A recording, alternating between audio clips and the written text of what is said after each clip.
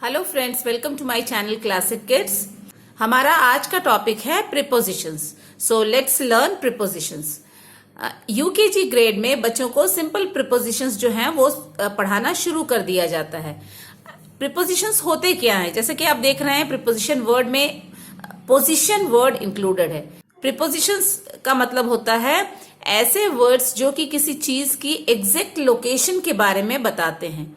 जैसे कि the fruits are in the basket, तो फ्रूट्स कहाँ है? इन बता रहा है कि फ्रूट्स बास्केट के अंदर हैं। The boy is standing near the gate, तो यहाँ पर बॉय कहाँ खड़ा है? गेट के पास। The birds are sitting on the tree, तो मतलब बर्ड्स कहाँ बैठे हैं? ट्रीज पर बैठे हैं। तो यहाँ पर इन, ऑन, नियर जो वर्ड्स हैं वो क्या हैं?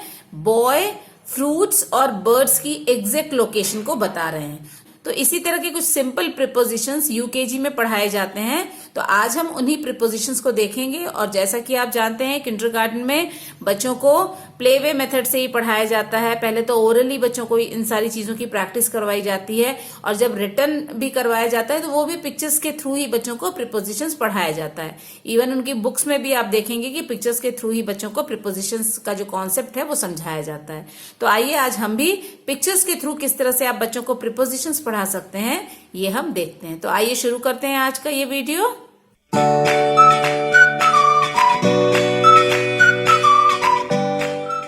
तो अब यहाँ पे कौन कौन से ऐसे प्रीपोजिशंस हैं जो कि हमें यूकेजी में बच्चों को पढ़ाने चाहिए। तो आइए देखते हैं कौन कौन से वो प्रीपोजिशंस हैं। इन, तो यहाँ पर मैंने हिंदी में भी लिखा हुआ है, आप भी बच्चों को समझा सकते हैं कि इन का मतलब होता है अंदर, किसी चीज के अंदर। जैसे कि the books are in the bag, the eggs are in the nest, the fruits are in the basket. तो इस तरह से 2-3 एग्जाम्पल आप बच्चों को हर प्रीपोजिशन का ओरली भी दे सकते हैं। On, the books are kept on the table, the boy is sitting on the chair. तो इस तरह से ऑन मतलब ऊपर, किसी चीज के ऊपर। अंडर, अंडर मतलब नीचे। The cat is sitting under the table, the rat is under the box. तो ये इस तरह से अंडर का आप जो एग्जाम्पल है दे सकते हैं। इसी तरह से नियर, कोई चीज जब किसी चीज के बिल्कुल पास रखी हो तो यहाँ पर नियर प्रीपोजिशन का यूज किया जाता है। उसी तरह से बिहाइंड, बिहाइंड मतलब पीछे। The boy is standing behind the gate, behind मतलब गेट के पीछे बॉय खड़ा है। तो यहाँ पे बॉय की पोजीशन क्या बताया जा रहा है कि वो गेट के पीछे है, और पीछे बताने के लिए हम प्रीपोजिशन यूज कर रहे हैं बिहाइंड। इसी तरह से बिटवीन, जब दो चीजों के बीच में कोई चीज रखी हो तो उस चीज की पोजीशन बताने के लिए हम इन बिटवीन या बिटवीन का यूज करते हैं। इसी तरह से इन फ्रंट ऑफ, किसी चीज के आगे अगर कोई चीज रखी हुई है तो यहाँ पर इन फ्रंट ऑफ प्रीपोजिशन का हम यूज करते हैं। ये सारी चीजें ओरली बच्चों को जितना ज्यादा आप प्रैक्टिस करवाएंगे और पिक्चर्स दिखा करके जितना ज्यादा प्रैक्टिस करवाएंगे उतना ज्यादा बच्चे इस जो प्रीपोजिशंस है उनका कॉन्सेप्ट सीखेंगे। दूसरी चीज यह है कि बच्चों को प्रैक्टिस देने के लिए आप जो डे टू डे लाइफ में जो प्रैक्टिकल एग्जाम्पल्स हैं वो भी बच्चों को आप दे सकते हैं। घर में बच्चों से बातें करते हुए भी आप इन प्रीपोजिशंस का यूज कर सकते हैं। आप किसी भी चीज के बारे में पूछ सकते हैं कि वो चीज कहाँ रखी है। अगर वो कबर्ड के अंदर है तो बच्चा किस तरह से उसे बताता है, इनका यूज करता है या नहीं करता है। या कोई चीज सामने रखी हुई है तो आप उससे पूछ सकते हैं कि वो कहाँ रखी है, उसकी पोजीशन क्या है। तो इस तरह से बच्चों को सिंपल एग्जाम्पल, प्रैक्टिकल एग्जाम्पल्स दे करके भी आप प्रीपोजिशंस बच्चों को आसानी से समझा सकते हैं। तो आइए देखते हैं पिक्चर्स के थ्रू हम बच्चों को किस तरह से प्रीपोजिशंस का कॉन्सेप्ट जो है वो समझाएंगे। तो यहाँ पर सबसे पहले हम शुरू करते हैं इन से। अब जैसे यहाँ पे एक बास्केट है, इसके अंदर कुछ फ्रूट्स हैं। The fruits are in the basket, fruits जो है बास्केट के अंदर रखे हैं।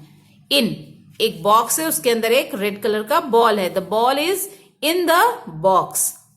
Eggs, the eggs are in the nest. तो यहाँ पर इन का कॉन्सेप्ट इन पिक्चर से आप समझा सकते हैं। नेक्स्ट है ऑन, इनके बाद on. The book is kept on the table, the bird is sitting on the tree, the ball is on the box, the ball is kept on the box. तो ये ऑन का concept हो गया। उसके बाद आगे देखते हैं अंडर। तो यहाँ पर एक टेबल बना है, उसके नीचे शूज है। The shoes are kept under the table, the rat is sitting under the chair, the ball is under the box.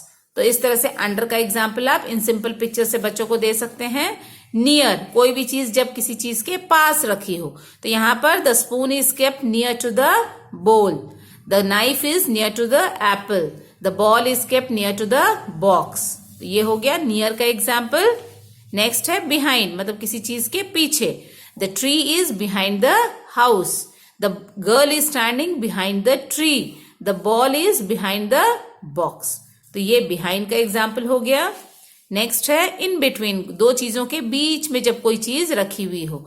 तो यहां पर the spoon is kept in between the bowls. तो यहाँ पर दो बोल हैं, तो इसके लिए हम यहाँ पे प्लूरल फॉर्म यूज करेंगे बोल का, तो ये हो जाएगा बोल्स। यहाँ पर cat is standing in between the trees, यहाँ पर the ball is placed in between the boxes. तो यहाँ पर हम प्लूरल फॉर्म लगे क्योंकि यहाँ पर दो चीजें दिखाई दे रही हैं।